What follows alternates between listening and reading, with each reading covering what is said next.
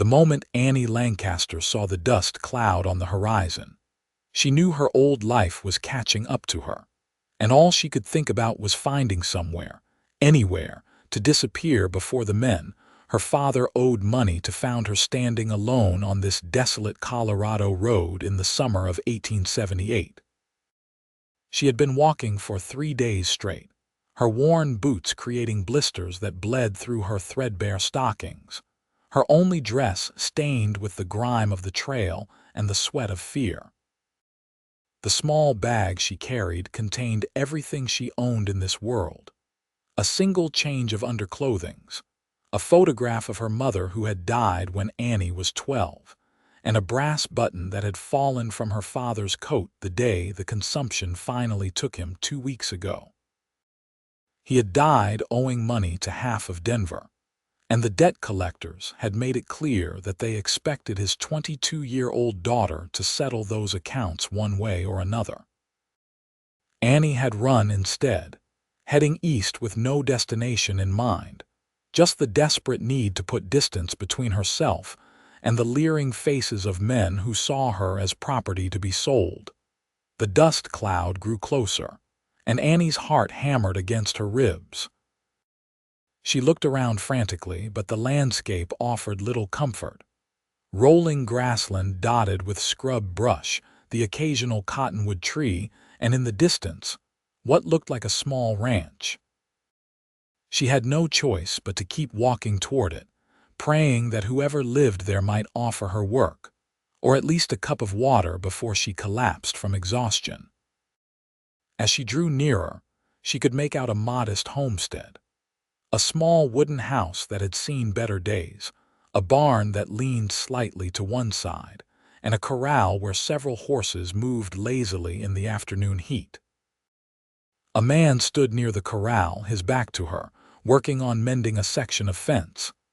He was tall, broad-shouldered, wearing dusty work clothes and a hat that had been shaped by years of sun and rain. Annie's throat was so dry she could barely call out, but she managed a hoarse, "Excuse me." The man turned, and even from a distance, Annie could see him tense at the sight of her. He set down his tools and walked toward her with the easy, confident gait of someone who had spent his entire life on horseback. As he got closer, Annie could see he was perhaps 26 or 27, with sun-darkened skin, a strong jaw shadowed with stubble, and eyes that were a startling shade of blue-green, like the shallow parts of a mountain stream. "Madam," he said, touching the brim of his hat. His voice was deep and measured, with a slight drawl that spoke of Texas origins. "You look like you have been traveling hard. Can I offer you some water?" Annie nodded, not trusting her voice. He gestured for her to follow him to the house, and she noticed the way he positioned himself between her and the approaching dust cloud, which she could now see was a single rider moving fast. The cowboy brought her to the porch and disappeared inside, returning moments later with a tin cup filled with cool well water. Annie drank it so quickly she nearly choked, and he refilled it without comment. The second cup she drank more slowly, feeling the blessed relief of it washing the dust from her throat. "Thank you," she managed finally. "Thomas Parker," he said, introducing himself. "This is my place, such as it is. Annie Lancaster." She hesitated, then added, "I am sorry to impose. I have been walking from Denver and I saw your homestead." Thomas looked at her more carefully, taking in her exhausted appearance and the way she kept glancing nervously at the approaching rider. "That fellow chasing you? I do not know," Annie said honestly, "but I would rather not find out." Thomas nodded slowly. "Well then, Miss Lancaster, why do not you step inside for a moment? I will see what he wants." Annie felt a surge of gratitude so strong it nearly brought tears to her eyes, but she blinked them back. She had learned long ago that crying solved nothing. She stepped into the modest house, which was surprisingly clean for a bachelor's dwelling. Through the window, she watched as Thomas walked out to meet the rider, The man who dismounted was rough-looking, with a scarred face and the kind of eyes that had seen too much violence. Annie's stomach dropped as she recognized him. Cal Morrison, one of the men who had come to collect her father's debts. She shrank back from the window, her heart racing. She could not hear the conversation, but she could see Thomas standing with his arms crossed, his posture relaxed, but his body language clearly stating that Morrison was not welcome. The exchange lasted several minutes, with Morrison gesturing down the road and Thomas shaking his head repeatedly. Finally, Morrison mounted his horse again, shot one last look toward the house that made Annie's skin crawl, and rode off in the direction he had come. Thomas watched until the man was out of sight, then walked back to the house. When he entered, Annie was standing in the middle of the small front room wringing her hands. "He is gone," Thomas said. "Told him I had not seen anyone matching your description." "Why did you lie for me?" Annie asked, her voice barely above a whisper. "You do not know me. You do not know what I might have done." Thomas studied her for a long moment, and Annie felt the weight of his gaze. It was not the assessing look of the debt collectors, measuring her worth in dollars and degradation. It was something else, something that made her feel seen in a way she had not experienced before. "I know what I saw in your eyes," he said simply. "Fear, yes, but also determination. You are running from something, but not from the law. That fellow had the look of a man who profits from other people's misery, and I have no truck with his kind." Annie felt something inside her chest loosen slightly. "I have nothing to offer you in return for your kindness," she whispered, the shame of her circumstances washing over her. "No money, no skills that would be useful on a ranch, nothing." Thomas tilted his head slightly, still watching her with those remarkable eyes. "I reckon that is where you are wrong, Miss Lancaster, but we can discuss that after you have had a proper meal and some rest. You look about ready to drop." He was right. Now that the immediate danger had passed, the exhaustion of the past days was crashing over her like a wave. Her legs felt unsteady and black spots danced at the edges of her vision. "When did you last eat?" Thomas asked, his voice gentling as he noticed her swaying. "2 days ago. A farm wife gave me some bread and cheese." Thomas muttered something under his breath that might have been a curse. "Sit down before you fall down," he ordered, guiding her to a chair at the small kitchen table. "I will fix you something." Annie sat, grateful beyond words. She watched as Thomas moved efficiently around his kitchen, slicing bread, frying eggs and bacon, and heating up what looked like leftover beans. The smell of the cooking food made her stomach cramp with hunger. When he set the plate in front of her, Annie had to force herself to eat slowly, despite her body's demands to wolf it all down. Thomas sat across from her with his own plate, eating in companionable silence. It was only when she had cleaned her plate, and he had given her a second helping, that he spoke again. "That man who was looking for you, he said he was collecting on debts owed by a James Lancaster of Denver. Said the debtor had a daughter who had run off." Annie set down her fork, her appetite disappearing. "My father died 2 weeks ago. The consumption took him. He owed money to several people in Denver, more than I ever knew about while he was alive. I am a seamstress, or I was, but I could never earn enough to pay back what he owed. The collectors said there were other ways I could work off the debt." She met Thomas's eyes steadily, willing him to understand without her having to spell out the ugly reality. "I chose to run instead." Thomas's jaw tightened. "You made the right choice, did I? Now I am here, imposing on a stranger's hospitality, with nothing to my name and nowhere to go." "You are not imposing," Thomas said firmly.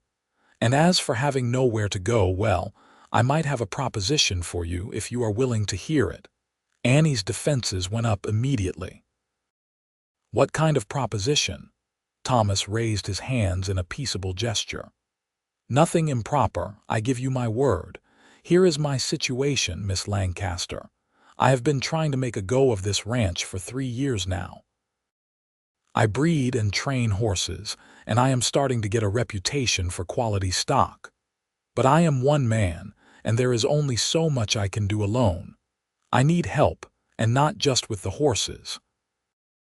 This place needs a woman's touch, someone who can manage the household, help with the cooking and the cleaning, maybe tend a garden. I could pay you wages, not much to start, but room and board included, and you would be safe here. That fellow who was looking for you, he believed me when I said I had not seen you.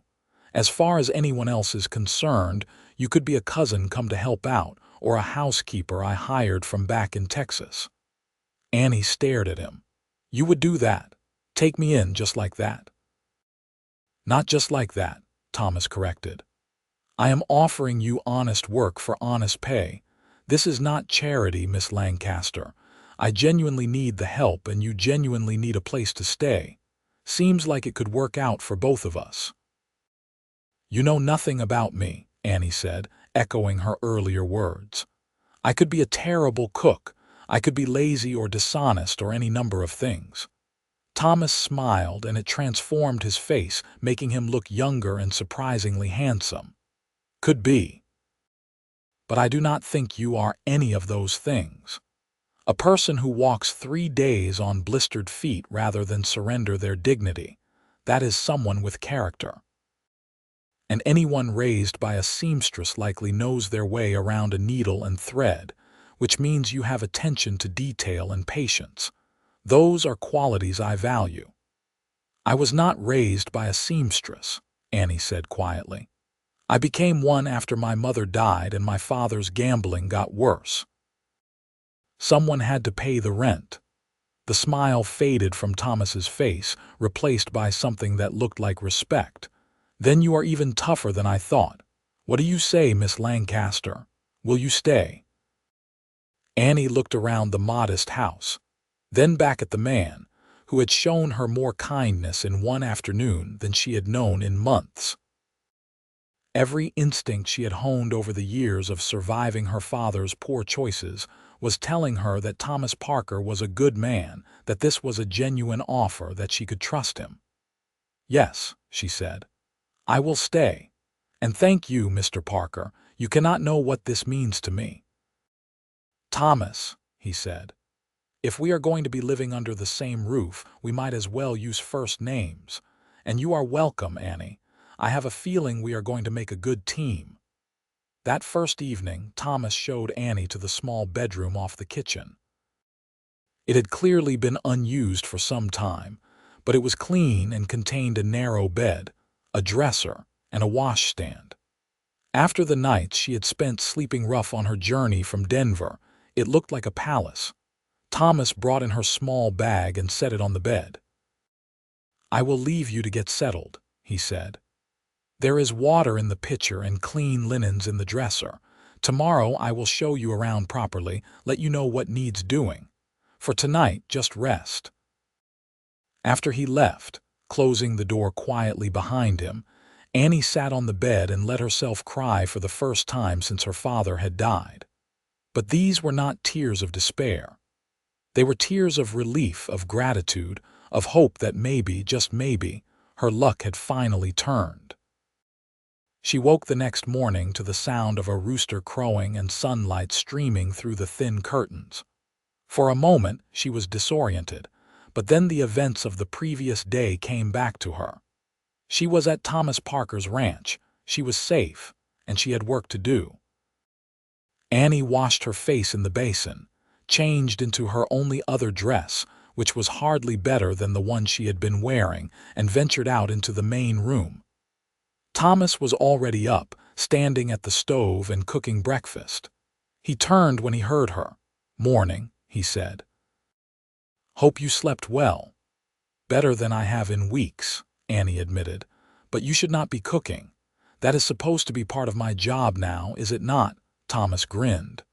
"Starting today, sure, but I figured your first morning you deserved to wake up to a meal already made.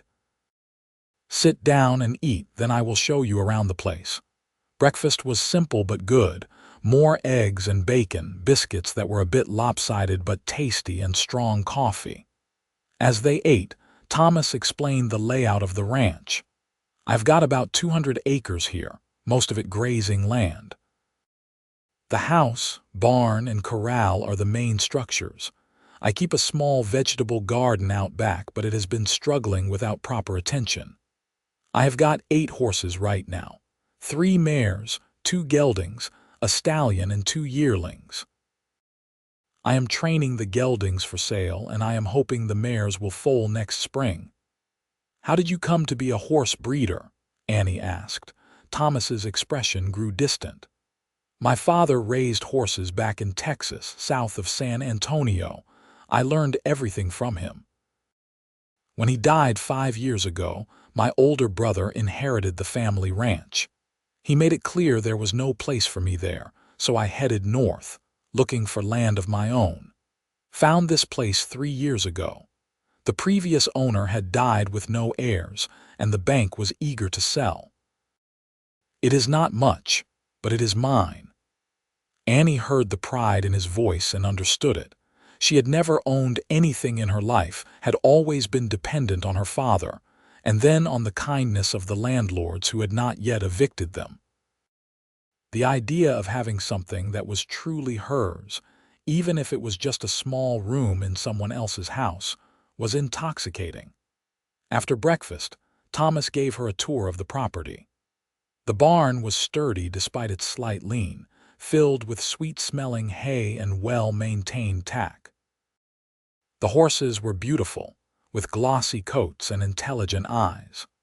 Thomas introduced her to each one by name, and Annie could see the affection he had for his animals.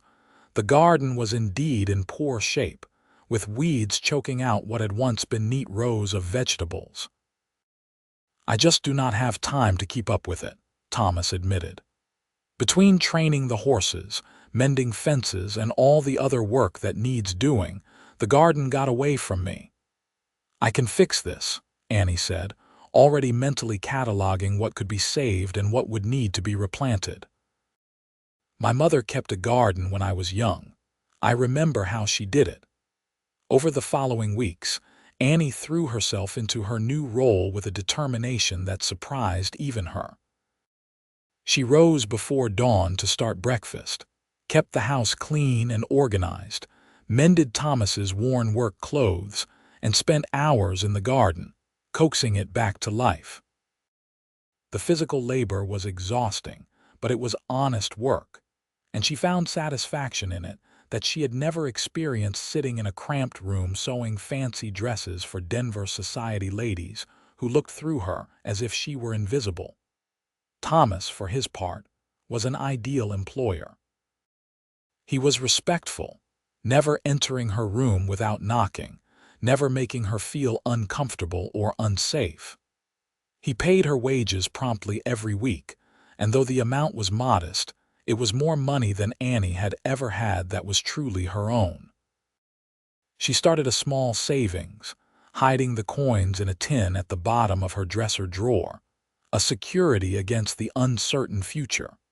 But more than the work or the wages, what surprised Annie was how much she enjoyed Thomas's company. In the evenings, after the day's work was done, they would sit on the porch and talk. Thomas told her about his childhood in Texas, about learning to ride before he could walk, about the wild horses his father used to catch and gentle. Annie, in turn, found herself sharing memories she had kept locked away for years. Her mother's kindness, her father's slow descent into gambling and drinking, the struggle to keep a roof over their heads. "You deserved better," Thomas said one evening, after Annie had told him about her father dying alone in a charity hospital while she was working a 16-hour shift to pay for his room. "You deserved a father who protected you, who provided for you." "We do not always get what we deserve," Annie said with a shrug. "Good or bad?" "No," Thomas agreed. but that does not mean we should stop trying for better. It was during these conversations that Annie began to notice things about Thomas that went beyond his kindness to a stranger. She noticed the way his eyes crinkled when he smiled, the gentleness of his hands when he worked with the horses, the quiet competence with which he approached every task. She noticed the way her heart would lift when she heard him coming in from the fields, the way she found excuses to be near him, to hear his voice. She tried to dismiss these feelings. She was an employee, nothing more. Thomas had offered her honest work, not romance. But her heart did not seem to care about the distinctions her mind was trying to make. 2 months after Annie's arrival, a traveling merchant came through, his wagon loaded with goods. Thomas bought supplies: flour, sugar, coffee, and fabric. When he came back to the house, he handed Annie a package wrapped in brown paper. "What is this?" she asked. "Open it and see."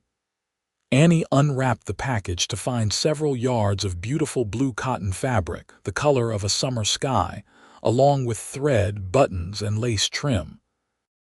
"Thomas, I cannot accept this," she protested. "This is too much." "You have been wearing the same 2 dresses since you got here," Thomas said, "and they are both about worn through. You are a seamstress, are you not? So make yourself something nice. Consider it a bonus for the excellent work you have been doing." Annie ran her fingers over the soft fabric, emotions welling up in her throat. No one had given her a gift like this in years, something thoughtful, something just for her. "Thank you," she managed.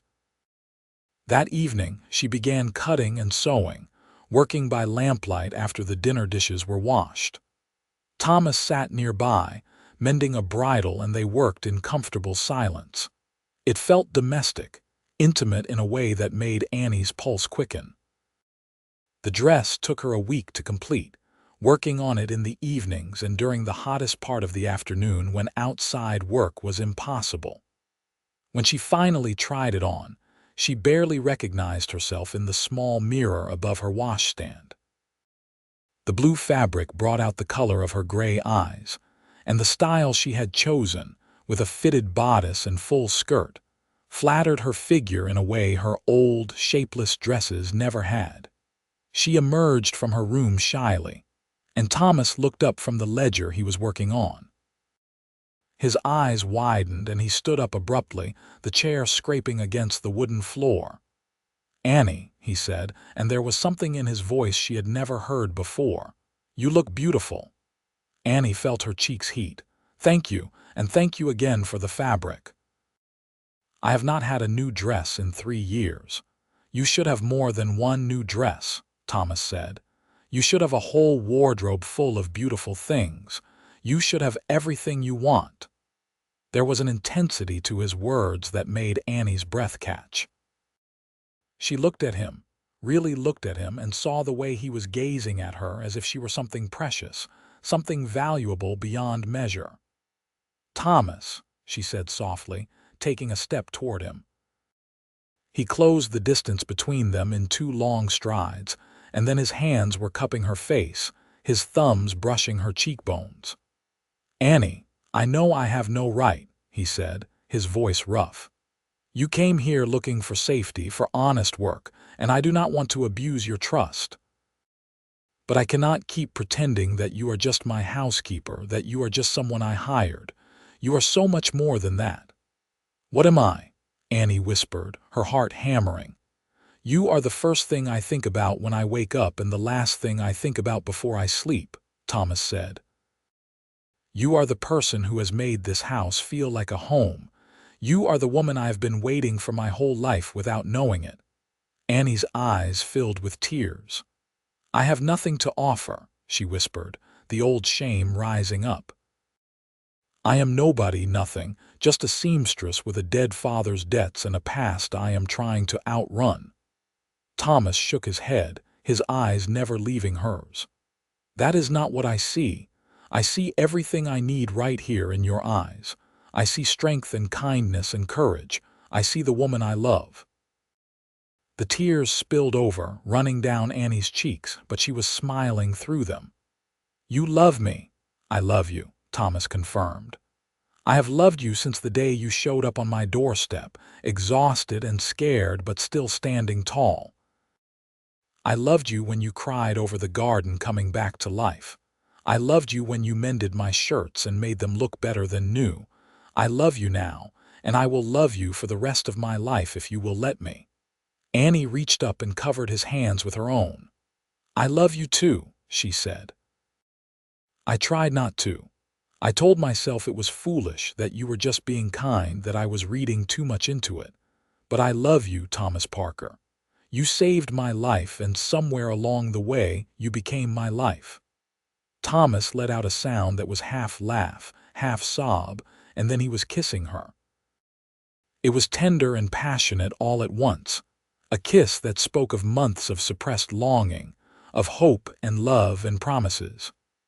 Annie melted into him, her arms winding around his neck, feeling safe and cherished and home.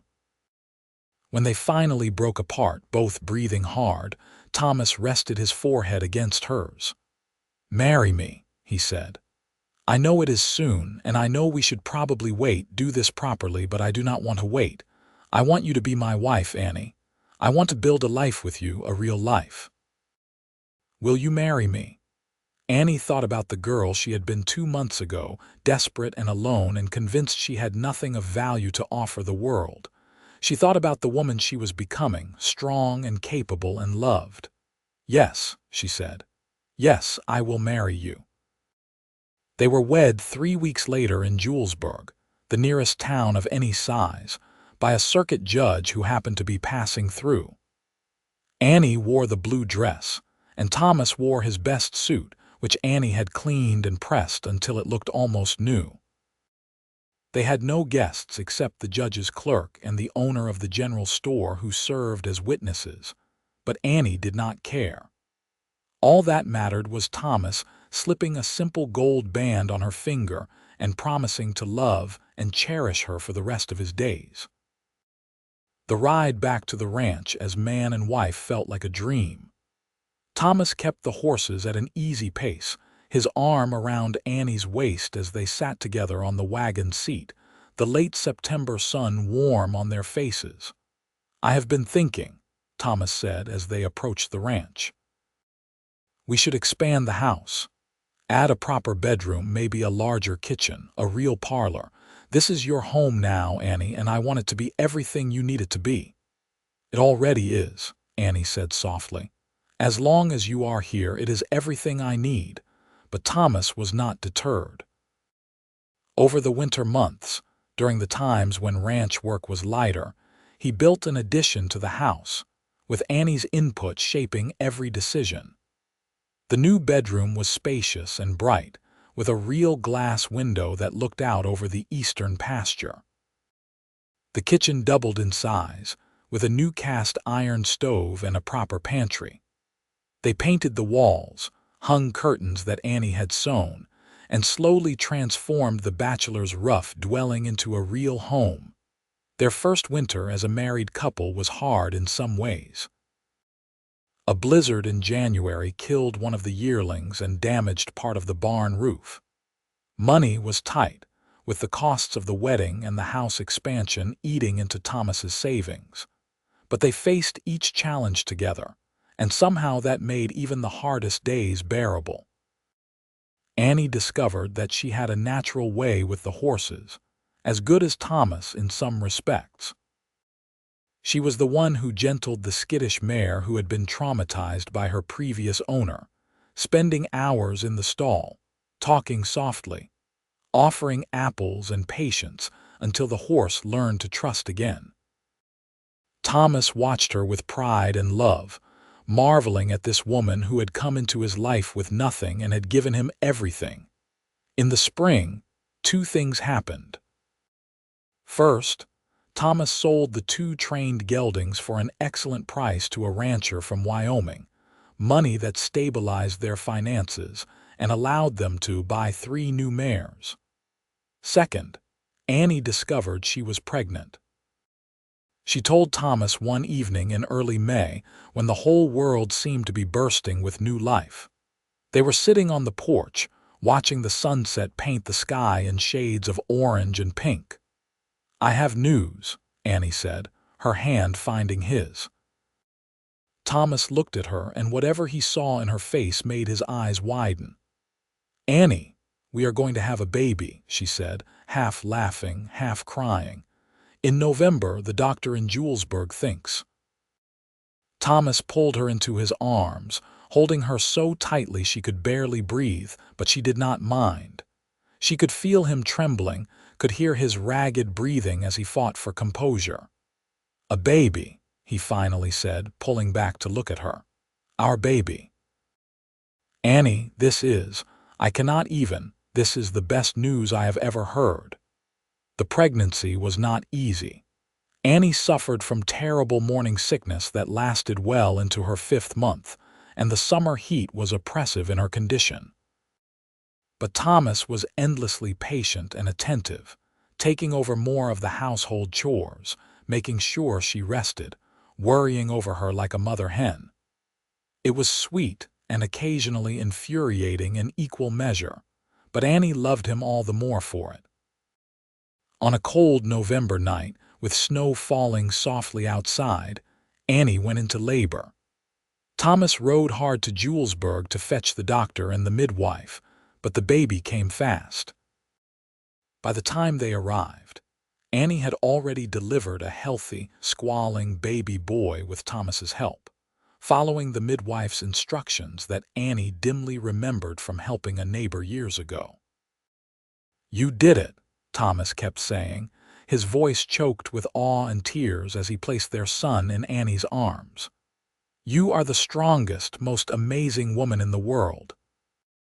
They named him James, after Annie's father, because despite everything, she wanted to remember the good man her father had been before the gambling and drinking had consumed him. James Thomas Parker, and he was perfect, with a thatch of dark hair and eyes that would eventually turn the same blue-green as his father's. Being parents transformed them both. Thomas, already a gentle man, became even more tender, singing to James in a soft baritone, walking the floor with him during sleepless nights, marveling over every tiny change and development. Annie discovered reserves of strength and love she had not known she possessed, the fierce protectiveness of motherhood combining with the deep contentment of having a real family, a real home. The ranch continued to prosper. Word of Thomas's skill with horses spread, and buyers came from as far as Kansas and Nebraska.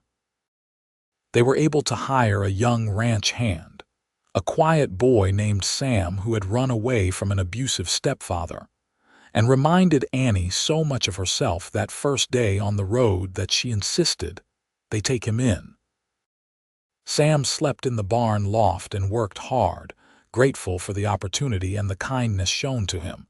When James was 2, Annie found herself pregnant again. This time the pregnancy was easier, and in the spring of 1882 she gave birth to twin girls, Emma and Grace. Thomas was beside himself with joy, 3 children in 4 years of marriage, a house full of love and laughter. Annie sometimes thought back to that desperate woman who had arrived at the ranch with nothing, certain she had nothing of value to offer the world. It seemed like a lifetime ago, like a different person entirely. That woman could never have imagined this life, a loving husband, 3 healthy children, a prosperous ranch, a place in the community. She had not just survived, she had thrived. One evening in late summer, when James was 4 and the twins were toddling around, getting into everything, Thomas and Annie sat on the porch as they had so many times before. The children were finally asleep. The ranch was quiet except for the usual nighttime sounds of horses and crickets, and the stars were bright overhead. "You ever regret it?" Annie asked suddenly. "Taking me in that day? Your life would have been simpler without me." Thomas looked at her as if she had lost her mind. Simpler, maybe, but empty. Annie, you are my life. You and our children are everything to me. How could I regret the best decision I ever made? I just remember what I said that first day, Annie said softly, that I had nothing to offer. It felt so true at the time. Thomas took her hand, raising it to his lips and kissing her knuckles gently. And I remember what I saw in your eyes. I saw your future, our future, even if you could not see it yourself. I saw the woman you would become, the mother of my children, the love of my life. I saw everything I needed, and I was right. Annie leaned her head on his shoulder, feeling the steady beat of his heart, listening to the sounds of the ranch they had built together. I love you, she said simply. I love you too, Thomas replied. Today, tomorrow, and always. As the years passed, the Parker Ranch became one of the most respected horse breeding operations in northeastern Colorado. James grew into a serious, thoughtful boy who shared his father's gift with horses. The twins were as different as night and day. Emma quiet and gentle, Grace bold and adventurous. Thomas and Annie had two more children, another boy named Daniel and finally a daughter named Rose, giving them 5 in total. The house was expanded twice more to accommodate the growing family. The original small structure was now just a part of a sprawling, comfortable home filled with the noise and chaos and joy of children. Annie never lost her skill with needle and thread, making all the children's clothes and selling her work in Julesburg to bring in extra income, though by then they did not need it. She sewed because she enjoyed it, because it reminded her of how far she had come. Sam, the ranch hand they had taken in, grew into a fine young man and eventually married a girl from Julesburg. He continued to work for the Parkers, now as a partner rather than just hired help, and built his own small house on the edge of the property.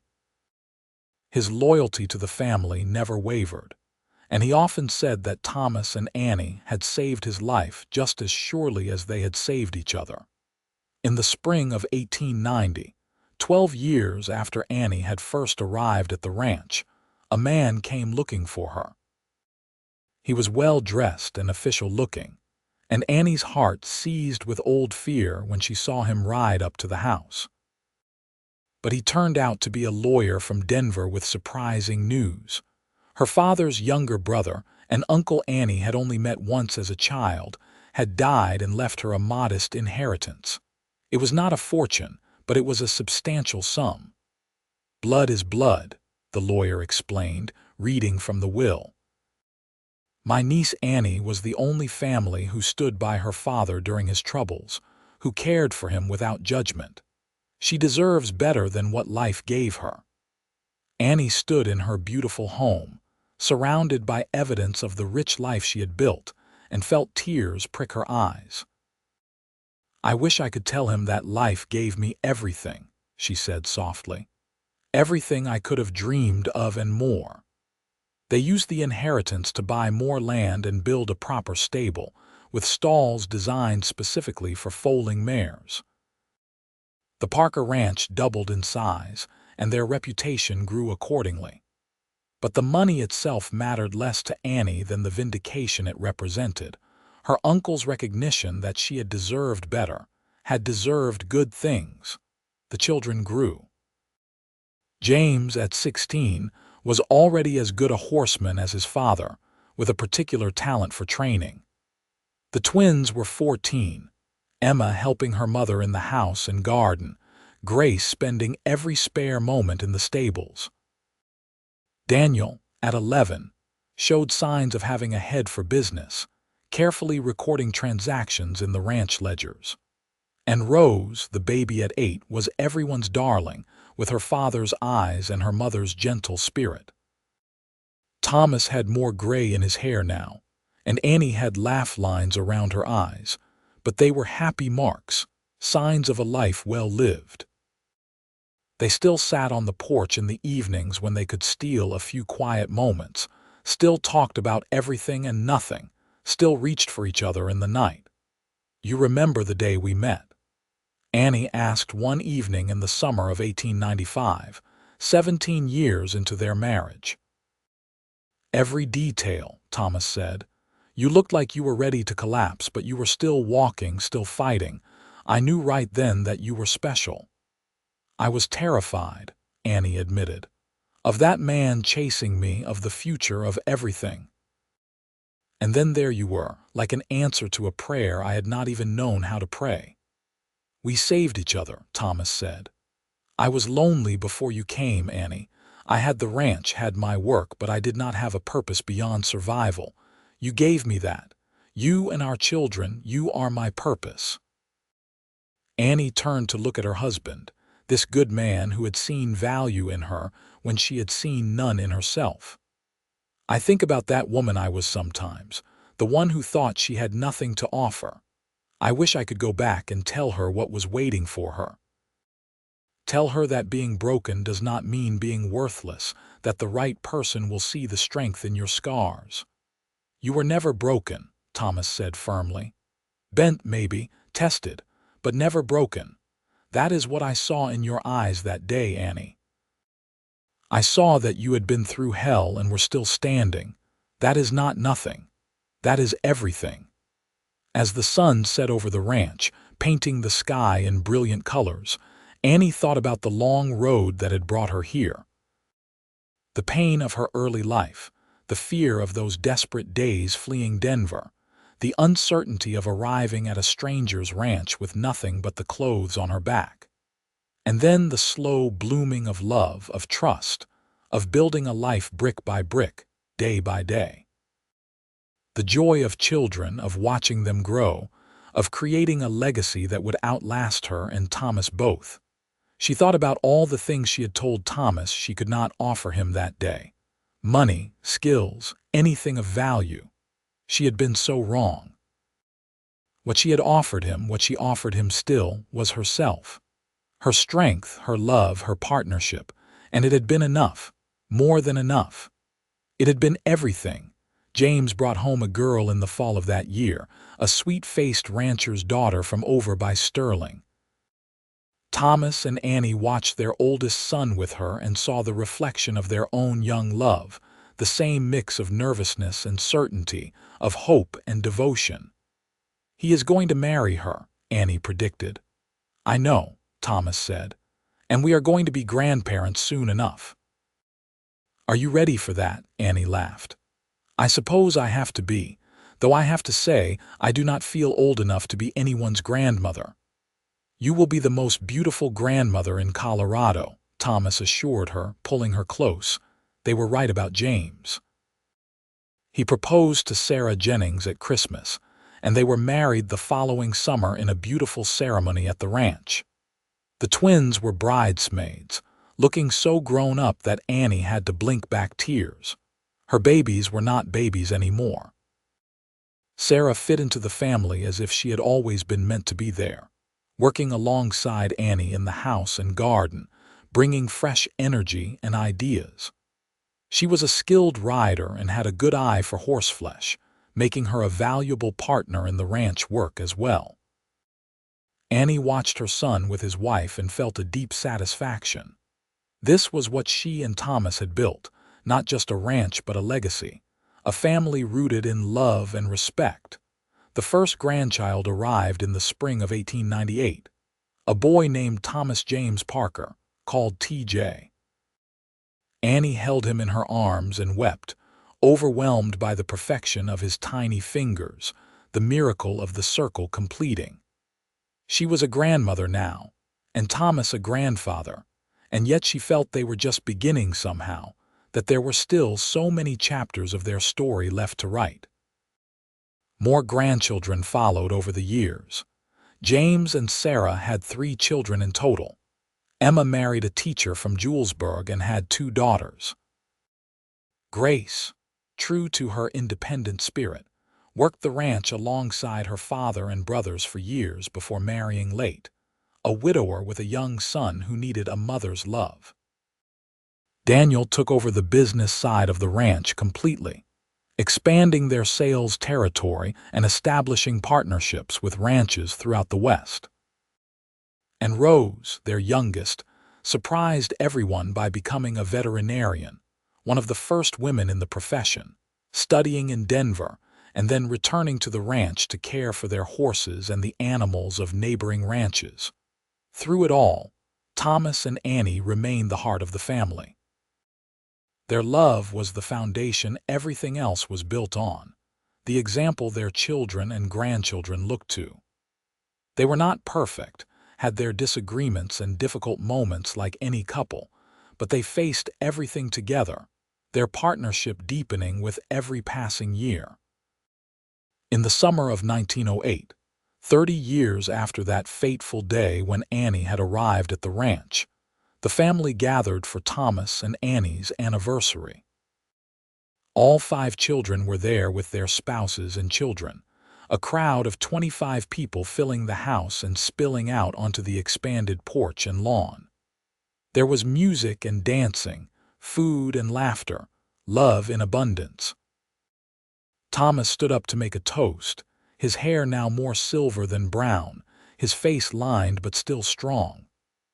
30 years ago, he said, his voice carrying over the crowd, a woman came walking up the road to this ranch. She thought she had nothing, but I saw everything I needed in her eyes.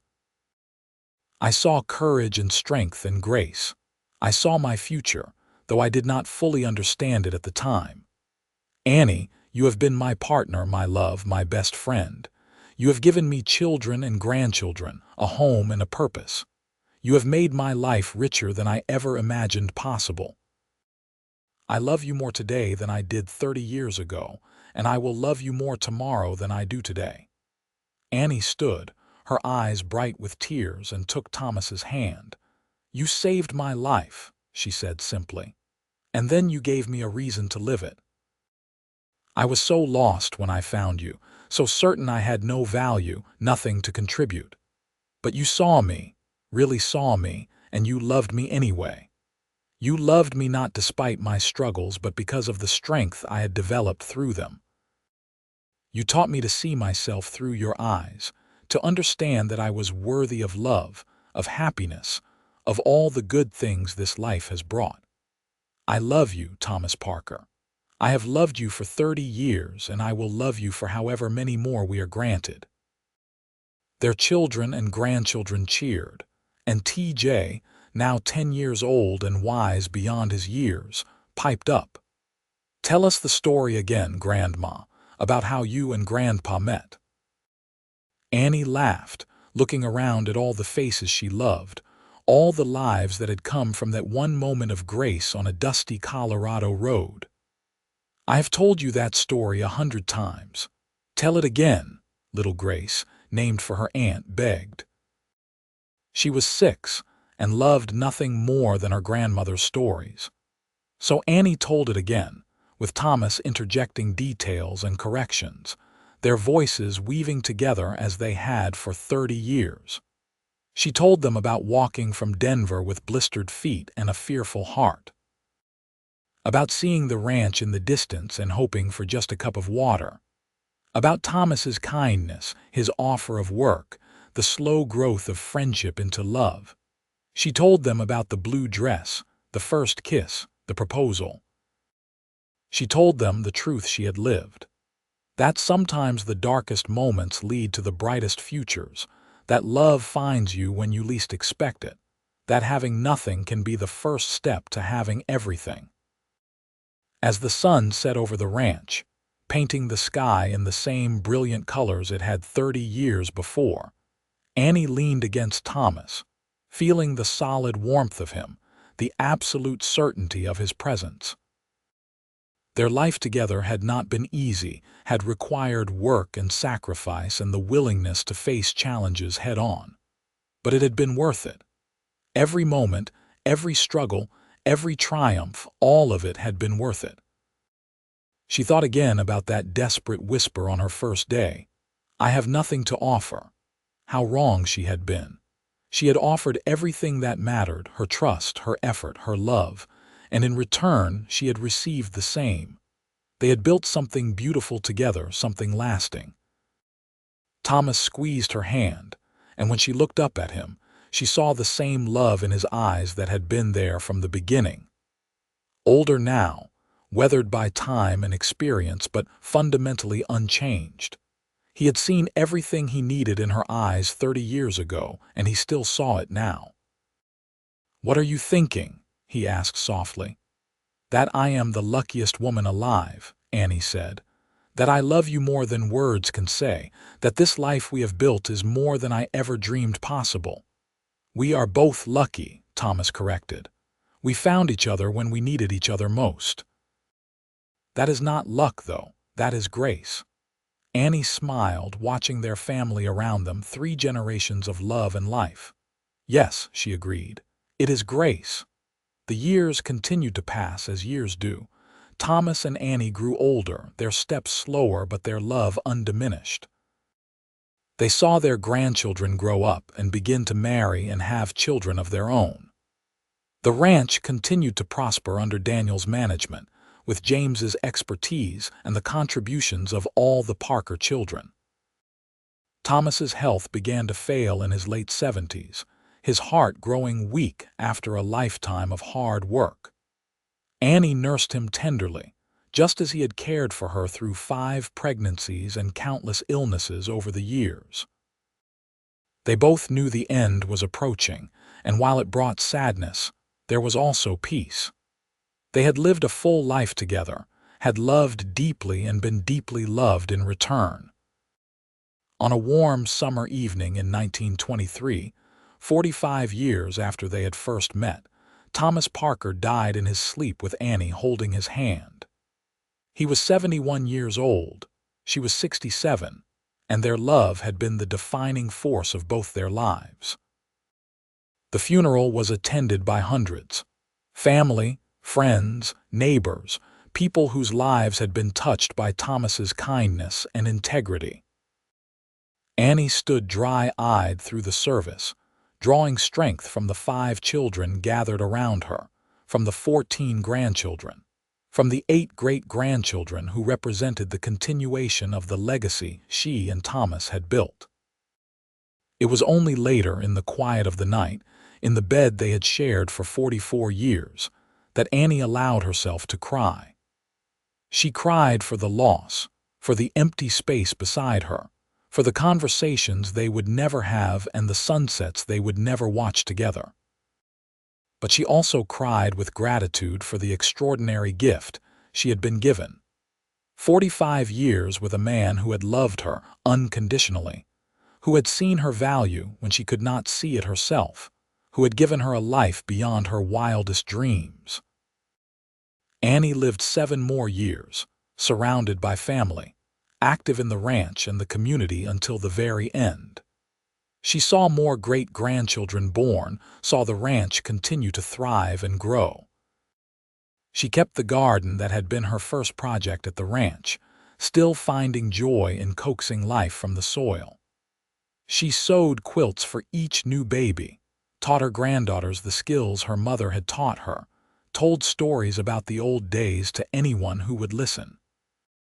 On a cold January morning in 1930, Annie Lancaster Parker died peacefully in her sleep at the age of 74. She was laid to rest beside Thomas in the small cemetery in Julesburg, under a headstone that bore both their names and the simple inscription, "They found each other, and in finding each other, found everything." The ranch passed to Daniel and his children, but remained the Parker Ranch, a testament to the couple who had built it from almost nothing. The house was preserved, still standing more than 150 years later, a monument to love and perseverance, and the truth that sometimes the greatest treasures come in the humblest packages. And if you look closely, in a small museum in Julesburg, you can still see a faded blue dress behind glass, the one Annie sewed from fabric Thomas bought her in that first autumn of their love. Next to it is a photograph, one of the few that exist, showing a young couple standing in front of a small wooden house. The man is tall and strong, his eyes kind even in the grainy image. The woman is slender and pretty, with an expression of quiet joy on her face. They are holding hands, and even across the distance of more than a century, you can see the love between them. Beneath the photograph is a plaque with a quote from Annie's journal, discovered after her death. "I thought I had nothing to offer, but Thomas saw everything he needed in my eyes. He saw my strength when I could only see my weakness. He saw my future when I could only see my past. He saw me, truly saw me, and loved me. That was the greatest gift of my life." And so the story of Thomas Parker and Annie Lancaster became part of the history of Colorado, of the American West, of the universal human experience of finding love in unexpected places. It became a reminder that worth is not measured in possessions or status, that the right person will see the value in you even when you cannot see it yourself, that love can transform everything. Their descendants scattered across the country, but many remained in Colorado, carrying forward the values Thomas and Annie had instilled: hard work, integrity, kindness to strangers, the belief that everyone deserves a chance to build a better life.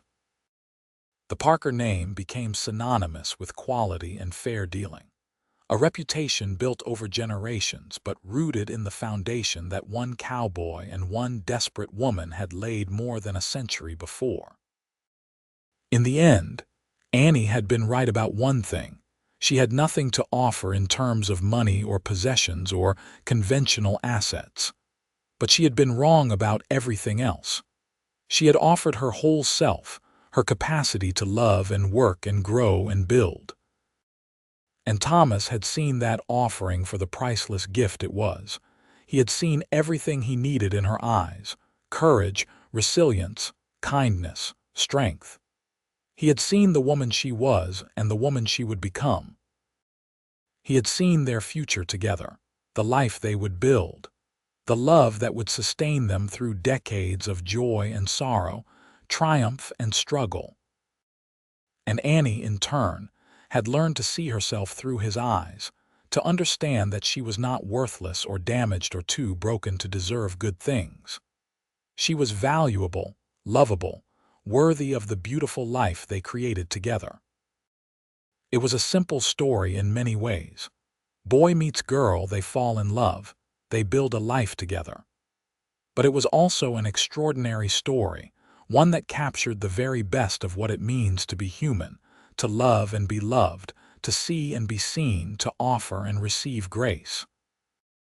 The ranch still stands, run now by Thomas and Annie's great-great-great-grandchildren, a sixth generation carrying forward a legacy of love. And sometimes, on summer evenings when the sun sets in brilliant colors over the Colorado grassland, people say you can see two figures on the old porch, sitting close together, looking out over the land they loved. It is just a story, of course, a romantic notion. But then again, the whole thing had always been a story, from that first moment when a desperate woman and a kind cowboy saw in each other the promise of something extraordinary. A story of love finding a way, of grace showing up when it was needed most, of two people who had nothing and built everything. That story continues, echoing through the generations, reminding everyone who hears it that love is not about what you have to offer in terms of possessions or status. It is about offering your whole self, your capacity to love and be loved, your willingness to see and be seen. It is about recognizing that sometimes the person who has nothing in conventional terms has everything that truly matters.